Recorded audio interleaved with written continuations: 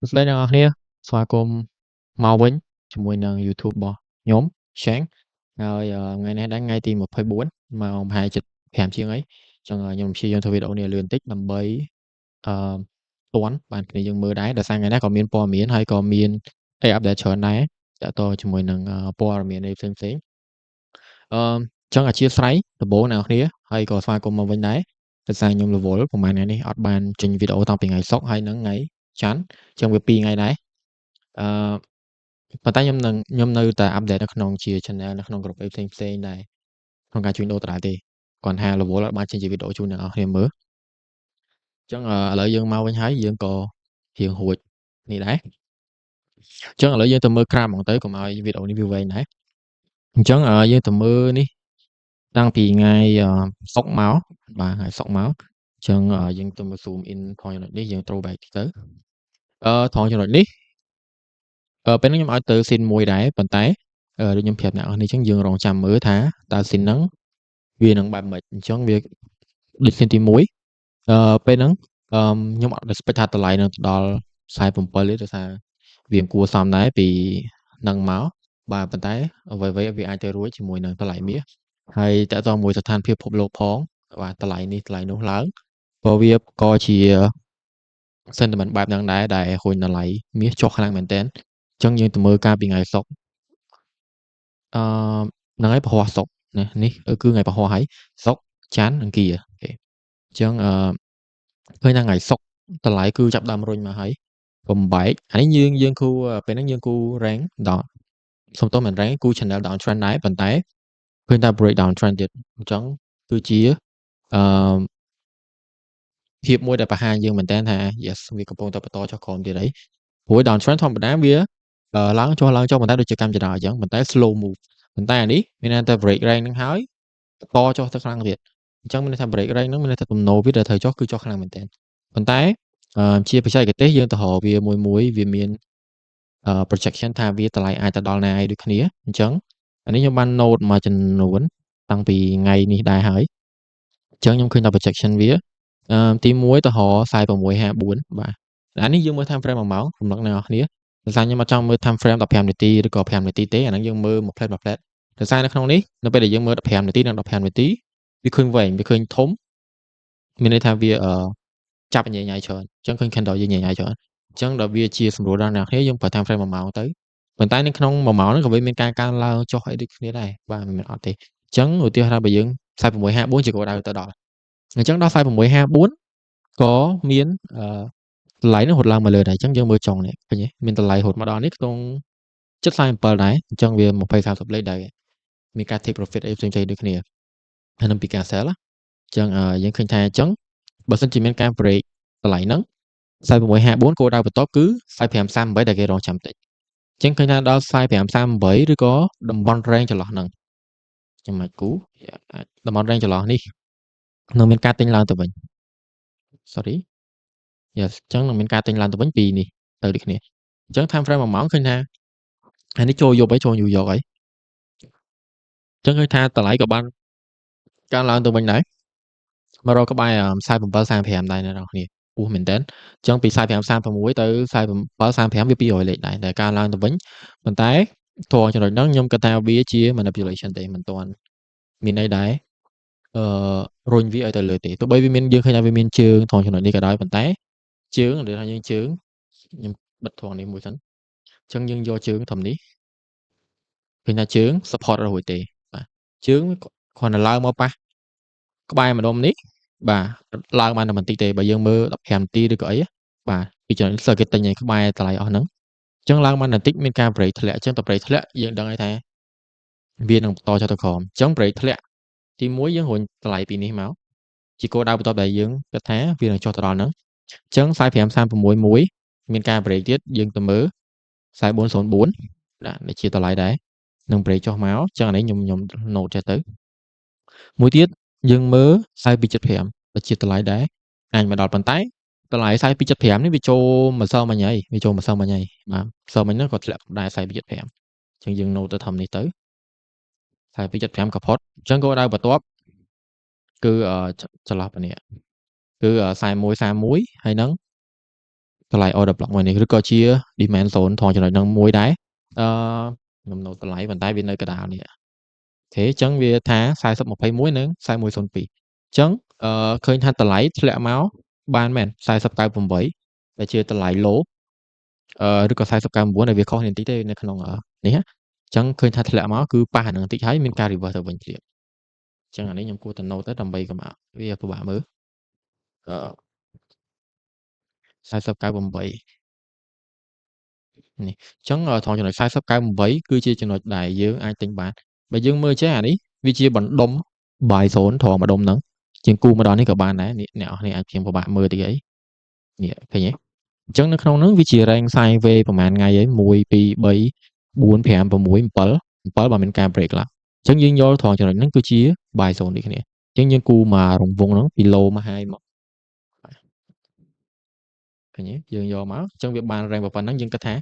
វានឹងមានការតម្លាក់ខ្លួនគោលដៅបន្ទាប់ដែលវាជាប់មហរគឺចន្លោះប៉ុណ្ណឹងអញ្ចឹងនឹងមានការទិញទៅវិញដូចគ្នាប៉ុន្តែវាគ្រាន់តែជា confirm មួយទេវាមិនមែនថាប្រកាសថាមកដល់ហ្នឹងវានឹង break វានឹងមាន reversal ឡើងទៅវិញទេអញ្ចឹងយើងមើលវាមកតង់បូកជាមួយនឹង fundamental ផ្សេងៗដែលខ្ញុំជម្រាបអ្នកនរគ្នាប៉ុន្តែចាំយើងមើលនៅពេលក្រោយអញ្ចឹងអានេះវាជាមួយផ្នែកនៃ confirm របស់យើងអាចទិញពីនឹងបានអូខេអញ្ចឹងយើងត្រឡប់ទៅវិញជាសាយណាអញ្ចឹងយើងត្រឡប់ទៅវិញអញ្ចឹងថ្ងៃនេះយើងកុំមើលពីចាស់ទៅយើងមើលពីថ្មីទៅវិញអញ្ចឹងឃើញថាតម្លៃបានកើនឡើងហើយពី4098បាទកើតជាcandle ពណ៌បៃតងសម្រាប់អ្នកនរគ្នាបើខ្ញុំដាក់ពណ៌ខៀវអញ្ចឹងវាខុសគ្នាបន្តិចអញ្ចឹងខ្ញុំនិយាយពណ៌ខៀវទៅអញ្ចឹងពណ៌ខៀវ candle របស់ខ្ញុំមានការកើនឡើងមកវិញ5-6 candle ដែរ time frame 1ម៉ោងបាទអញ្ចឹងត្រង់ចំណុចហ្នឹងខ្ញុំកត់បែបនេះខ្ញុំទៅរក low high អានេះចូលបច្ចេកទេសដែលយើងធ្វើជារាល់ដងនៅក្នុងវីដេអូអញ្ចឹងត្រង់ចំណុចនេះខ្ញុំ mark បាច់ mark ឡើយនេះខ្ញុំដាក់4098ដែលជា low ប៉ុន្តែខ្ញុំថែមពាក្យ low អញ្ចឹងយើងមើលhigh ម្សិលមិញត្រង់ចំណុចនេះ high ម្សិលមិញ45.12ដែលតម្លៃបានកើនឡើងពីយប់ហ្នឹងក៏ដូចជាចូល New York London ដែរ45.12អញ្ចឹងខ្ញុំ mark ថងចំណុចហ្នឹងមួយ high អញ្ចឹងនៅត្រង់ high low យើងដឹងហើយដូចសពដងគឺយើងធ្វើយើងចែកវាជា2ពី low មក high នេះខ្ញុំគួរតែដាក់នេះវិញអូ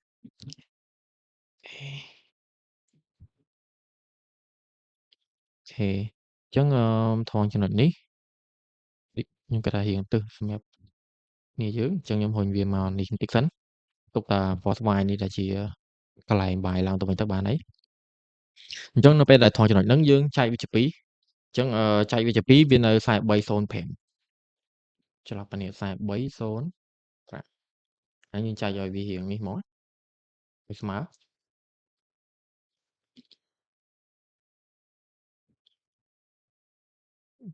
អញ្ចឹងខ្ញុំ note ថងនេះមួយ43.05mid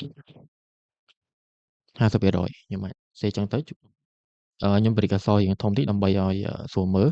អញ្ចឹងនេះក៏ high ផងនេះគឺ low អញ្ចឹងយើងបានហ្នឹងហើយអញ្ចឹងឥឡូវបើយើងមើលត្រង់តែប៉ុណ្្នឹងឯងជាងឃើញថាបែបម៉េចអញ្ចឹងការជួញដូរវាកំពុងតែបង្កើន uptrend ទៅវិញដែរអញ្ចឹង pattern uptrend អញ្ចឹងយើងមើលយើងក៏លេចទៅមើលម្ចាស់តិចសុំរំលឹកអ្នកនរគ្នាយើងឃើញថា yes ទំនោរគឺ downtrend រហូតសិតតែ downtrend ប៉ុន្តែនេះបើយើងគូជា channel មកវាដល់ downtrend ហើយឃើញទេអូនេះគឺ downtrend បែបហ្នឹងប៉ុន្តែត្រង់ចំណុចនេះវាអត់ទៅប៉ះអាហ្នឹងហើយវាធ្លាក់មករកម្ដុំនេះហើយអត់ទៅបែបហ្នឹងហើយនឹងមានការមហោអញ្ចេះទេបើមានការអញ្ចេះវានឹងបន្តទៅ downtrend រហូតប៉ុន្តែជា technical មួយតទៅមួយ downtrend uptrend downtrend នេះអត់មានបន្តទេអញ្ចឹងត្រង់ចំណុចនេះយើងលុបចោលវិញchannel ក៏លុបដែរឃើញទេអញ្ចឹងមានន័យថាវាបដូរ trend ត្រង់ចំណុចហ្នឹងវា break structure ត្រង់ចំណុចនេះមួយហើយ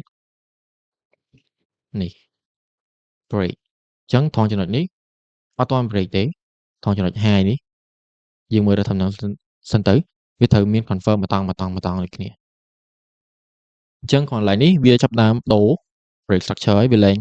ចុះហើយចុះទៀតដោយកម្មចំណាយហើយអញ្ចឹងវាឡើងផុតត្រង់ចំណុចដែលខ្ពស់ មួយផងចំណុចនេះចឹង break ហើយក៏បិទ candle ក៏ប៉ុណ្្នឹងដែរចឹងសរុបមកយើងធ្វើបានប៉ុណ្ណេះហើយអូខេចឹងដូចខ្ញុំធ្វើរាល់ដងចឹងខ្ញុំជំរាបជូនអ្នកនរគ្នាផងចំណុចហ្នឹងយើងអាចរាប់វាជា rank បានចឹងយើងយកពី low ទៅ high ចឹងមានន័យថា rank នេះគឺធំដល់ទៅ$400ជាង414 rank ប៉ុណ្ណឹងណាពី low ទៅ high ហ្នឹងគឺ414អញ្ចឹងនៅពេលដែលយើងចែកជា2ទៅវាខ្ទង់207អញ្ចឹងចន្លោះពី4305ទៅ4512នេះគឺ207អញ្ចឹងយើងឃើញថាយើងសរុបសេចក្តីមកពី low ទៅ high ការជួញដូរនេះដើម្បីបង្កើតជា down trend វិញអញ្ចឹងគឺត្រូវតែជួញដូរលើ 50% បន្តទៅរកតម្លៃ46ឬក៏47ដែលយើងនឹងគូតាមនឹងទៀតទៅអញ្ចឹងយើងឃើញថាតម្លៃមានការជួញដូរក្នុងចន្លោះប៉ុណ្ណឹងអញ្ចឹងយើងអាចរាប់ថាត្រង់ចំណុចម្ដុំនេះវាជា buy zone របស់យើងដែរយើងអាចយកពីហ្នឹងក៏បានដែរបាទពីចំណុច buy zone របស់យើងអញ្ចឹង buy zone របស់យើងអាចថា4350ឬក៏4307ទៅ4350សម្រាប់ buy zone របស់យើង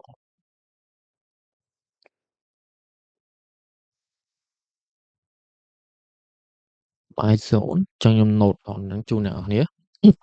អាចថាយើងទិញពីហ្នឹងទៅហើយTP យើងគឺ target របស់យើងគឺ4512ដែលយើងអាចទិញបានអញ្ចឹងវាគម្លាតរៀងធំដែរអញ្ចឹងបើយើងចង់មើលវាទូចយើងអាចចែកពីប្រឡោះនេះ50%ខាងលើនេះជា2ទៀតមកអញ្ចឹងបើយើងចែកជា2ទៀតវាអាចចូល4408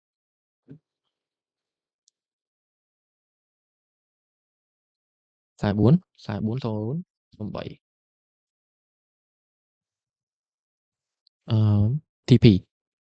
អញ្ចឹងប៉ុណ្ណាក៏បានដែរឃើញអ្នកនរឃើញយើងទិញពីនេះមកនេះដោយសារ candle 1ម៉ោងអញ្ចឹងឃើញធំណាអញ្ចឹងបើយើងទិញពី4350មក4375ក៏វាធំដែរព្រោះដោយសារផ្សារវាមូលលឿនដូចគ្នាអញ្ចឹងយើងឃើញថាទិញឥឡូវក៏ជួញដូរផុតតម្លៃដែលយើងចែកជា2ដែរបាទអញ្ចឹងឥឡូវ4429 4430ហើយអញ្ចឹងដោយសារអីអានេះយើងមើល rank តាំងពីម្សិលមិញយើងចាប់តាំងពីម្សិលមិញបើយើងចាប់ពីថ្ងៃហ្នឹងទៅប៉ុណ្នេះឯងឃើញទេប៉ុណ្ណេះយើងយក high low ហ្នឹងមកអូ sorry យើងយក high ហើយជាមួយនឹង low ហ្នឹងប៉ុណ្ណឹងអូខេអញ្ចឹងនេះយើងដាក់សវិញអូខេអញ្ចឹងយើងនឹងបានបែបនេះយើងនឹងបាន rank មួយប៉ុណ្នេះអញ្ចឹង rank ដែលចន្លោះប៉ុណ្ណឹងគឺតម្លៃប្រហែល44យើងដែល high ហ្នឹង44ខ្ទង់44 44 47និង4305អញ្ចឹងខ្ញុំអាចម៉ាកផងឲ្យអ្នកគ្នា44 47 4305ក៏47អ្នកគ្នា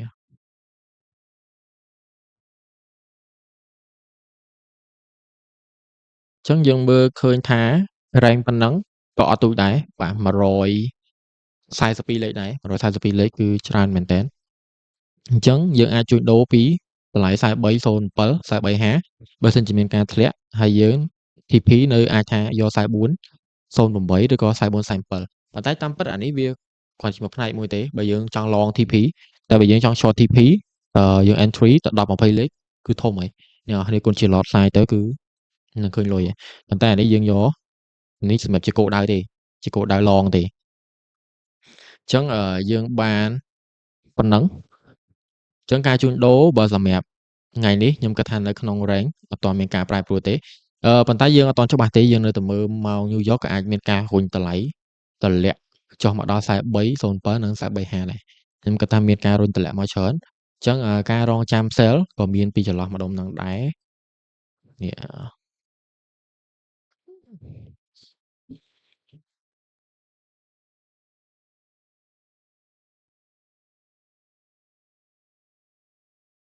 yes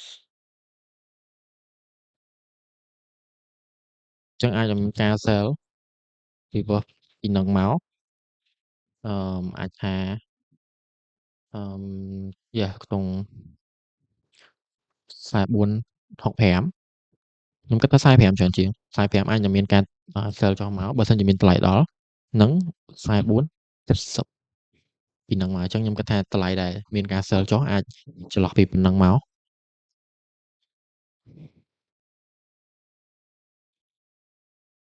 គេចឹងអាចថាប៉ុណ្នេះជាតម្លៃដែលមានការ sell ចុះមកចឹងយើងប្រយ័ត្នប្រយែងនៅក្នុងការជួញដូរដោយសារផ្សារលើមូលខ្លាំងSL ក៏ត្រូវតែប្រើដូចមុនហ្នឹងយើងនិយាយគ្នា44.29ឥឡូវ44.41ហីចឹងលឿនមែនតើ10លេខជាងបើសិនជាមានការបាយគឺ TP លឿន44.41ទៅដល់ TP របស់យើង44.47បាត់ហើយពេលយើងទិញពីក្រមឬក៏ទិញពីពាក់កណ្ដាលហ្នឹងមកអូខេចឹងថ្ងៃនេះជាខ្ញុំគិតថាវាជាស៊ីនទី1ដែរมันមានអីច្រើនទេចឹងស៊ីនទី1អាចនឹងមានជា sideways ទេក្នុងចន្លោះប៉ុណ្ណឹងអាចមានចន្លោះប៉ុណ្ណឹងទេអត់មានអីច្រើនទេប៉ុន្តែប្រយ័ត្នប្រយែងនៅពេលដែលតម្លៃមានការ break ចឹងខ្ញុំអាចម៉ាក់ថងចំណុចនេះជាស៊ីនទី2អាចថារៀងពុះវារៀងច្រើនអាចថាពិបាកអ្នកនរគ្នាមើលអាចប្រាប់ខ្ញុំវិញចឹងស៊ីនទី2ថងនេះខ្ញុំដាក់ម្ដុំអូខេភាសានេះវា sideways ទេយើងអត់សូវជាមានការអីបារម្ភច្រើនទេ concern ច្រើនទេចឹងបើសិនជាមួយទៀតបើសិនជាតម្លៃមានការ break 4307មកបើសិនជាយប់ឡើងមានការហុញតម្លាក់មកខ្ញុំគិតថានឹងមានតម្លាក់ផុត4305ហ្នឹងហើយមានការ retrace មកវិញបន្តិចអញ្ចឹងបើ retrace ហ្នឹងយើងមើលដែរថាវានឹងមានចាក់ម្ដុំនេះអត់ដោយសារខាងក្រោមនេះវាមាន liquidity ដែរវាមាន liquidity នៅក្រោមហ្នឹងច្រើនដែរដែលយើងទិញអញ្ចឹងចន្លោះនេះខ្ញុំគិតថាអាចនឹងមានការតម្លាក់ខ្លួនចុះមក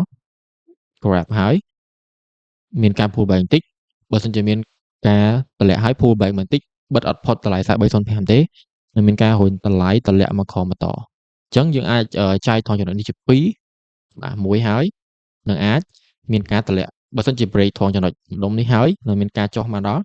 40.98ដែលជា low ម្ដងទៀតនឹងមានការ retest មកដល់តម្លៃម្ដងហ្នឹងអញ្ចឹងថងចំណុចហ្នឹងជា4201ម្ដុំនេះអូខេអញ្ចឹងបើសិនជាមានការធ្លាក់យើងនឹងមើល4201មួយទៀតនេះស៊ីនធ្លាក់អ្នកនរគ្នាអញ្ចឹងឡើយនេះគឺ4201បើសិនជាមានការធ្លាក់មកហ្នឹង yes បែបហ្នឹងយ៉ាបើសិនជាមានការធ្លាក់មកដល់គោលដៅទី1គឺ4305បើសិនជាមានការ break 4305គោលដៅបន្តគឺ4201ហើយយើងអាចរងចាំទិញពីចន្លោះហ្នឹងទៅតែសារម្ដុំនេះក៏វារៀង strong ក្នុងការទិញឡើងទៅវិញដែរប៉ុន្តែអាចថាកាត់ខ្លីៗហើយ SL វាប្រសើរជាង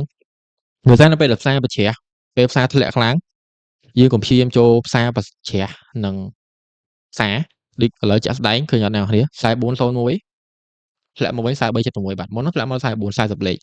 ឡូវធ្លាក់មក8វាចូលប្រហែលលេខ60លេខបាទហើយអ្នកនរគ្នាអត់មានអីបើយើងអត់ប្រើ SL ទេគឺគ្រោះថ្នាក់មែនតើអ្នកនរគ្នាហ្នឹងយើងនិយាយចាក់ស្ដែងតាម frame 1ម៉ោងឃើញ load ប៉ុណ្ណឹងផងឃើញអត់អញ្ចឹងការជួញដូរឥឡូវកំពុងតែចុះមហោ target buy zone របស់យើងហើយ4307និង4350អញ្ចឹងយើងត្រឡប់ទៅមើលវិញគឺមានតែប៉ុណ្្នឹងទេស៊ីនទី1នៅក្នុង range ហ្នឹងស៊ីនទី2បើសិនជាមានការរុញតម្លៃតម្លាក់អញ្ចឹងត្រង់ចំណុច buy zone ហ្នឹងយើងរងចាំ confirm បន្តិចបើសិនជាយើងចូលសូមប្រើ SL ហើយនឹង take profit ខ្លីៗទៅវាប្រសើរជាងហើយនិភ័យក៏វាតិចតួចជាងនឹងដែរអញ្ចឹងរងចាំ confirm នេះគ្នាថាមានការ break 4305ហ្នឹងចូលមកក្រោមអត់អញ្ចឹងឥឡូវយើងបន្តទៅមើលបន្តទៀតវីដេអូនេះរៀងវែងមែនអ្នកនរគ្នាអញ្ចឹងទៅមើល calendar today អញ្ចឹងយើងមាន2តកតងនឹង PMI flash flash PMI 1ហើយជាមួយនឹង flash manufacturing PMI ហើយនឹង service PMI អញ្ចឹងមាន2ហ្នឹងនេះ2នេះអញ្ចឹងខ្ញុំគិតថាទិន្នន័យមិនខុសគ្នាពីទិន្នន័យចាស់ទេអាចប្រហែលគ្នាទេប៉ុន្តែបើសិនជាទិន្នន័យចេញមកពណ៌បៃតងវិជ្ជមានវាល្អសម្រាប់នឹង US ដុល្លារដែរវានឹងអាចរុញតម្លៃតម្លាក់មកស៊ីនទី2របស់យើងដែរជាស៊ីនទី2របស់យើងហ្នឹងគឺ42ហើយជាមួយនឹង41ឬក៏49.8ហ្នឹងយើងហៅ41ក៏បានដែរ41និង42ជាគោលដៅដែររុញតម្លៃហ្នឹងមកបន្ទាប់បើយើងនិយាយពីព័ត៌មានហ្នឹងវាអត់អាចប៉ះពាល់ខ្លាំងទេដូចខ្ញុំបញ្ជាក់ការវីដេអូមុនអញ្ចឹងវាមិនប៉ះពាល់ខ្លាំងប៉ុន្តែជា pattern ជា trade ជា psychology របស់អ្នក trade គេគិតថាវានឹងមាន ការ trade នៅក្នុងម៉ោងដូចគ្នាក្នុងព័ត៌មាននឹងដូចគ្នាទោះបីមិន affect ខ្លាំងអាចថាទូទៅធ្លាប់ move 50អាច move ថា20ឬក៏30ក៏ជាការ move ដែរបាទអញ្ចឹងយើងទៅមើលបន្តទៀតថាមានន័យទៀតអញ្ចឹងយើងងាកទៅមើលក្នុងត្រារបស់យើងវិញឥឡូវឡើងមក4412បន្តិចអីប៉ុន្តែគ្រោះថ្នាក់ណាស់ដែលចុះពី60ពី4440មក4380លឿនមែនតើអូមិនមែន8ទេអ្នកនរគ្នា76 76អញ្ចឹងយើងទៅមើលដូចរដងDXY ឃើញថាយើងធ្លាក់បន្តិចហើយប៉ុន្តែវានៅក្នុងrange មួយដែលល្អទេ99បាទវាទោះបីអត់ឡើងដល់100ដូចមួយថ្ងៃមុនក៏ដោយប៉ុន្តែវានៅក្នុង range ដែលល្អទេវាអត់មានជាបញ្ហាទេអញ្ចឹងយើងទៅមើល crypto ឲ្យតិចតួចទៅក៏ធ្លាក់ដែរពី74បើតាមខ្ញុំចាំបាទ74នេះយើងមើល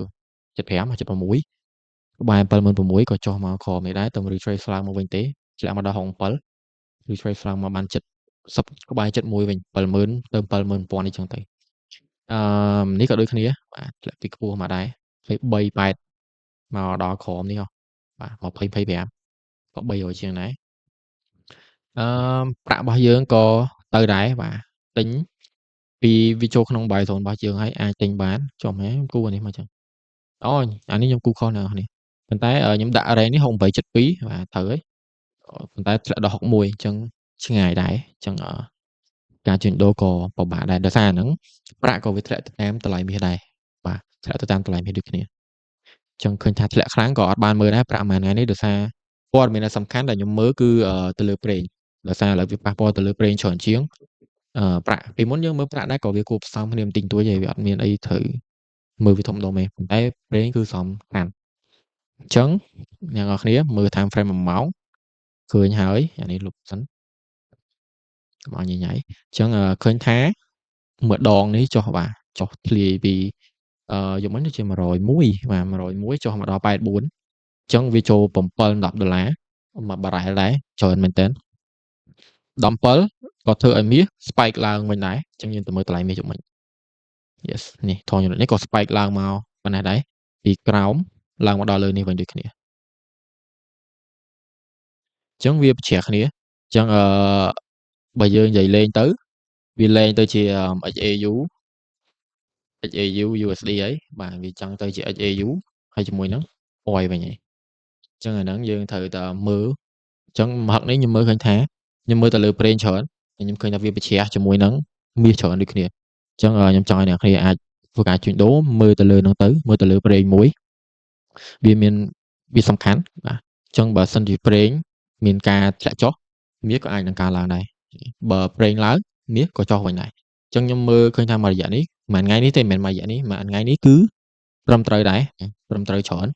ខ្ញុំមើល base លើអាហ្នឹងមួយដែរអញ្ចឹងវាជាភាគរយដែល confirm ឲ្យយើងprofit ក្នុងការជួញដូរអីផ្សេងៗដែរវាជំនួយមួយដែរអញ្ចឹងយើងងាកទៅមើលព័ត៌មានក៏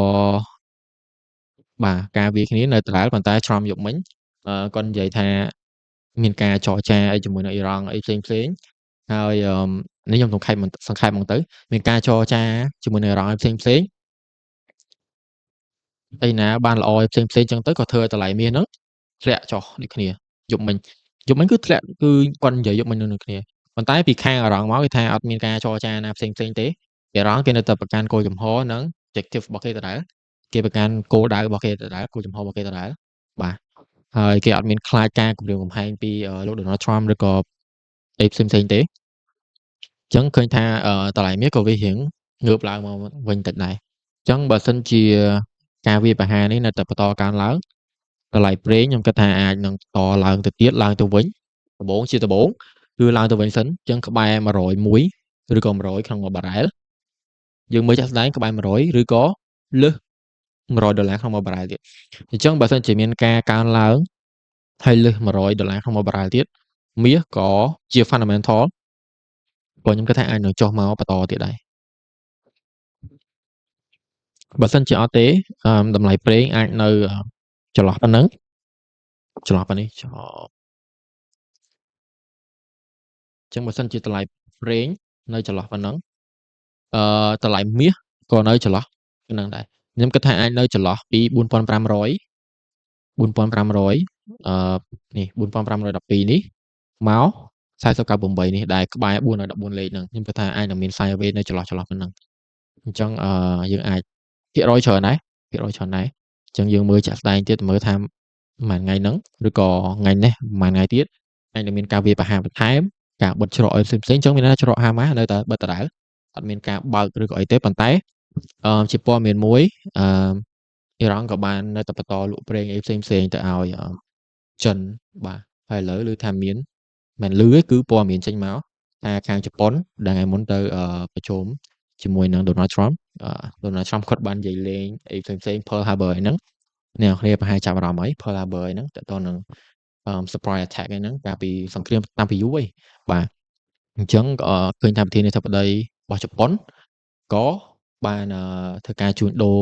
តម្លៃប្រេងជាមួយនឹងអារ៉ង់គ្នាទិញប្រេងពីអារ៉ង់តែមិនយកដុល្លារទិញទេគឺយកលុយយេនទៅទិញអធិស្ឋានអ្នកគ្នាគឺលុយយួនលុយចិនណាដែលខាងជប៉ុនគេបានប្រាប់ទៅខាងអាមេរិកវិញថាសម្ព័ន្ធមិត្តជារឿងចាំបាច់ប៉ុន្តែបើអត់ប្រេងប្រើជាជនខ្ញុំនឹងពិបាកនឹងលំបាកអីចឹងទៅអញ្ចឹងគេ pay នេះគេ agree to pay ជាលុយយួនមិនមែនលុយយេនទេលុយយេនគឺជាលុយជប៉ុនអញ្ចឹងpay ជាលុយយួនជាលុយរបស់ជារូបិយប័ណ្ណរបស់ប្រទេសចិនអញ្ចឹងពីទិញទៅខាងអារ៉ង់វិញបាទទិញពីខាងអារ៉ង់មកអញ្ចឹងខ្ញុំសុំកែចំណុចថងហ្នឹងហើយចំណុចច្រកហ្នឹងខ្ញុំបញ្ជាក់បន្តិចមិនមែនថាបិទទៅបិទទាំងអស់សូម្បីតែអ្នកផ្សេងចូលបានទេប៉ុន្តែគេបិទហ្នឹងគេហាមតែប្រហែលប្រទេសទេដែលជា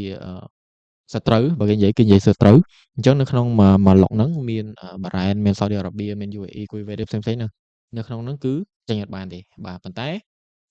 កប៉ាល់របស់ខ្លួនឬក៏ចង់ឆ្លងកាត់ពីប្រទេសចិនឬក៏ពីប្រទេសជប៉ុនឬក៏ណាជាដៃគូរកស៊ីអីគឺឆ្លងបានធម្មតាអញ្ចឹងអាហ្នឹងវាមួយផ្នែកដែរតែបើសិនជាមានប្រទេសជាសត្រូវយើងហៅអញ្ចឹងទៅហ៊ានឆ្លងកាត់គឺបាញ់ទម្លាក់ឬក៏បាញ់កំទេចចោលតែម្ដងអញ្ចឹងអាហ្នឹងគឺជាចំណុចពិបាកមែនតើអញ្ចឹងប្រេងក៏រៀងធូរស្បើយមកប៉ុណ្ណឹងគួរសមដែរប៉ុន្តែខ្ញុំគិតថាបើសិនជានៅបន្តហើយនៅបិទបាទអាហ្នឹងអាចនឹងតម្លៃប្រេងបន្តកើនឡើងបន្តទៀតអីអញ្ចឹងសម្រាប់ថ្ងៃនេះគឺយើងមានតែប៉ុណ្្នឹងទេព័ត៌មានក៏ខ្ញុំសង្ខេបហ្មងទៅអឺអស់ហើយអ្នកនរគ្នាហើយព័ត៌មានផ្សេងៗអានេះខ្ញុំមើលខ្ញុំសង្ខេបជូនអ្នកនរគ្នាហើយតែខ្ញុំមានវីដេអូមួយyes small again អញ្ចឹងយើងមើលលេង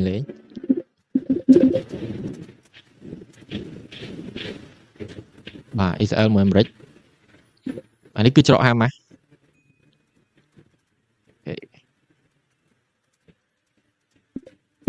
តម្លៃប្រេងពេលបិទច្រកតម្លៃចាប់ដើមឡើងហើយកើនឡើងនេះឆ្លងគឺបាញ់កុំគិតចោល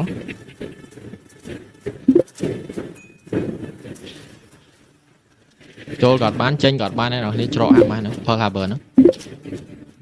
អូមិន Pearl Harbor សុំទោសជាប់មាត់ Persian Gulf ហ្នឹងហើយ Persian Gulf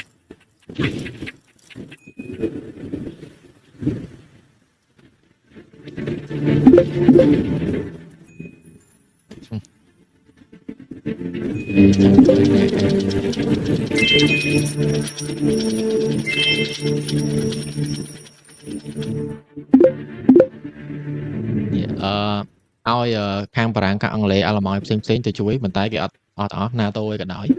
បាទអញ្ចឹងមានន័យថា Trump គាត់នៅម្នាក់ឯងបាទគាត់ឲ្យសម្ព័ន្ធមិត្តគាត់ទៅជួយតាក់ទងមួយនឹងបញ្ជូននាវាទៅច្រកហាម៉ាស់ហើយនោះផ្សេងគឺមានតែការបដិសេធទាំងអស់អូ